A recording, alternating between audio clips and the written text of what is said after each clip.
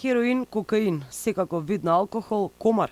Затворот и Дризово тоне во криминал, а профитираат и вработените, но и мокните затвореници, тврдат извори за Алфа. Како што појаснуваат, во затворот царува развиена шема на бизниси со која на затворениците им се нуди забава, но и добра заработувачка. Кајмакот најверојатно оди кај оние кои им даваат амен за бизнис во затворските келии, бидејќи се функционира и никој не реагира, објаснуваат очевидци од внатре. Како алба иде внесувањето на дрога и алкохол, а сумите кои ги плаќаат затворениците се вртоглави, па изворот со Алфа го сподели затворското мени на понуди.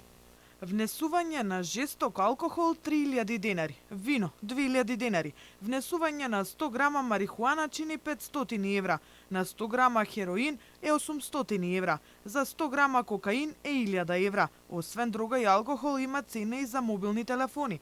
5 мобилни телефони чини 200 евра по парче, од 5 до 50 мобилни е 150 евра, над 50 чини 100 евра по парче.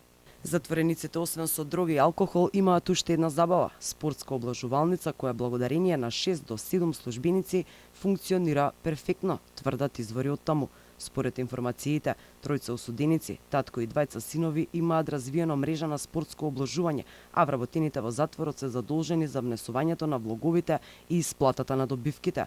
Влоговите се движат од 100 до 300.000 денари, но и големите добивки редовно се исплаќаат, па дури да немало во касата пари, службениците од затворот се задолжени добивката да ја исплатат надвор, кај семејствата на затворениците. Како што раскажува изворот, освен спортска, затворениците се забавуваат со играта барбут и ставаат влогови.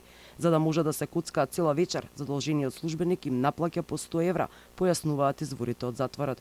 Затвореници од Дризово пред 10 дена се охрабрија јавно да зборуваат и да посочат име и презиме командири кои им прават рекет, уцени и им се закануваат по животот. Управата за извршување на санкции потегна нога и ги сослуша инволвираните командири кои се правдале дека му дале пари на затвореник да ги унапреди во МВР, па бидејќи ги измамил, не се заканувале, туку сами си ги барале парите назад. Но не е само еден осуденик кој обвинува за рекет, уцени и закани. За Алфа сведочи уште двајца кои стравуваат за својот живот и не можат повеќе да ја трпат тортурата. Во меѓувреме, обвинителството за организиран криминал отвори истрага за заканите и рекетот во Дризово.